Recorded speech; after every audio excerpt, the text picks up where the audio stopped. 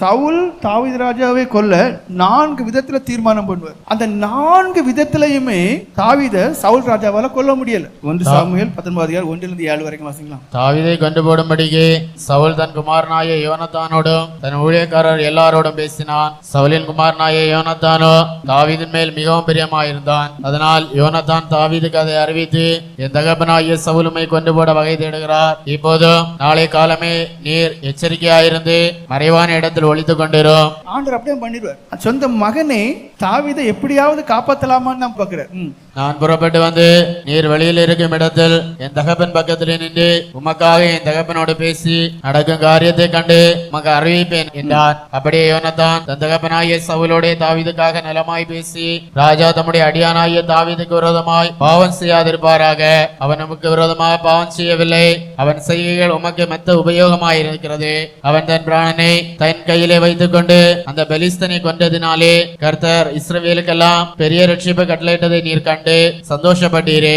இப்போதும் முகாந்திரம் இல்லாமல் தாவீதை கொல்லுகிறதுனால் குற்றமில்லாத இரத்தத்திற்கு விரோதமாக நீர் பாவம் செய்வானேன் என்றான். சவுல் யோனத்தானுடைய சொல்லை கேட்டு அவன் கொலை செய்யப்படுவதில்லை என்று கர்த்தருடைய ஜீவனை கொண்டு ஆணையிட்டான். பாருங்க, யோனத்தான் தாவீதுக்காண்டி பரிந்து பேசி சவுல் ராஜா என்ன சொல்றாரு, நான் கொல்ல மாட்டேன் அப்படி ஒரு வாக்கு வரைக்கும் கொடுத்துட்டார். ஆனா ஆளும் மாறும். அடுத்தது தொடர்ந்து வாசிங்க. பின்பு யோனத்தான் தாவீதை அழைத்து அந்த வார்த்தைகளை எல்லாம் அவனுக்கு அறிவித்து அவனை சவுல் அண்டையிலே கூட்டி கொண்டு போய்விட்டான். அப்ப ஒரு பெரிய சதி திட்டத்துல இருந்து பாதுகாத்தாச்சு. யோனத்தான் என்ன சொல்றது, தாவீதை மறுபடியும் அரண்மனையில கொண்டு வந்து சேர்க்கிறார். 8 வாசிக்கலாம். மறுபடியும் ஒரு யுத்தம் உண்டாயிட்டு அப்பொழுது தாவீது புறப்பட்டு போய் பெலிஸ்தரோட யுத்தம் பண்ணி அவர்களுக்கு மகா சங்காரம் பண்ணினதினால் அவர்கள் அவனுக்கு முன்பா முறிந்தோடி போனார்கள். கர்த்தரால் விடப்பட்ட பொல்லாத ஆவி சவுலின் மேல் வந்தது.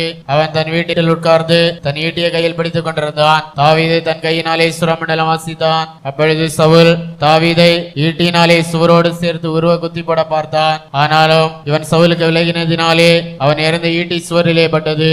தாவீதோ அன்று ராத்திரி ஓடி போய் தன்னை தப்பித்துக் கொண்டான். பாருங்க, 2வது சம்பவம். ஆண்டவர் கூட இருந்தால மனுஷன் தப்பிட்டு. இனி அடுத்த 3வது நேரம் ஆண்டவர் பாதுகாவல பாருங்க. 11 வாசிங்க. தாவீதை காவல் பண்ணி மறுநாள் காலமே அவனை கொண்டு போடும்படிக்கு சவுல் அவன் வீட்டிற்கு சேவகரை அனுப்பினான். இதை தாவீதுக்கு அவன் மனைவியாகிய மீகாள் அறிவித்து, தாவீதுக்கு மனைவியாகிய மீகாள் இருக்கு. அந்த மீகாள் யாருன்னா சவுலுடைய மகா. அந்த மகா தகப்பனுக்கு உத்தவமா இருந்தா தாவீதை ஈஸியா கொண்டிருக்கலாம். ஆனா தகப்பனுக்கு உத்தவமா இல்லாம தாவீதுக்கு உத்தவமா இருந்து தாவீதை தப்பி போக செய்து. வாசிங்க. அவன் மனைவியாகிய மீகாள் அறிவித்து, நீர் இன்று ராத்திரியில் உம்முடைய பிராணனை தப்பித்துக் கொள்ளாவிட்டால் நாளைக்கு நீர் கொண்டு போடப்படுவீர் என்று சொல்லி மீகாள் தாவீதை ஜன்னல் வழியா இறக்கிவிட்டாள். அவன் தப்பி ஓடி போனான். ஒரே அதிகாரத்துல 3 நேரம் மனுஷன் தப்பி ஓட வேண்டியிருக்கு. இனி இந்த கடைசியா அந்த 18 24 வரைக்கும் கொஞ்சம் கவனிங்க. இது ரொம்ப அதிசயமா இருக்கு.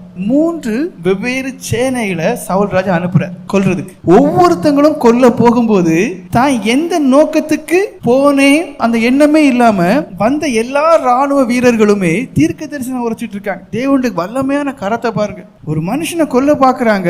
தேவன் அந்த அளவுக்கு அந்த மனுஷனை நேசிக்கிறாரு. வரவையெல்லாம் ராணுவ வீரர் எல்லாம் முரடனா இருப்பான், துஷ்டனா இருப்பான், கொடூரமானவனா இருப்பான். அவனுக்குள்ளே தேவ ஆவியை கொடுத்து கொலகார சிந்தனையை மாத்தி நீ தீர்க்க தரிசனம் சொல்லு அப்படியே மாத்திட்டார். சரி, ஒரு படைக்கு அப்படி, 2வது படைக்கும் அப்படிதான், 3வது படைக்கும் அப்படிதான், 4வது துஷ்டனுக்கு மேல துஷ்டன் சவுல் ராஜா. அந்த மனுஷன் அங்க போகுது, அந்த மனுஷனுக்குள்ளே தேவ ஆவியை கொடுத்து தீர்க்க தரிசனம் வரும். ஒட்டு மொத்தம் பார்த்தா அவங்க எதுக்கு போனாங்கன்னு சொல்லி அவங்களுக்கே தெரியல. அந்த அளவு குழப்பி விட்டுட்டார். அப்ப எந்த அளவுக்கு தேவன் அவருடைய ஜனங்களை நேசிக்கிறார் என்று பாருங்க. அவர் மகா பெரிய தேவன். எந்த ராஜானாலும் சரி, எந்த சேனையானாலும் சரி, ஒண்ணுமே பண்ண முடியாது. நீங்க செய்ய வேண்டிய ஒண்ணே ஒண்ணுதான், அவருக்கு பிரியமா நடந்து மட்டும் பாருங்க. யாரானாலும் உங்களை ஒண்ணுமே செய்ய முடியாது.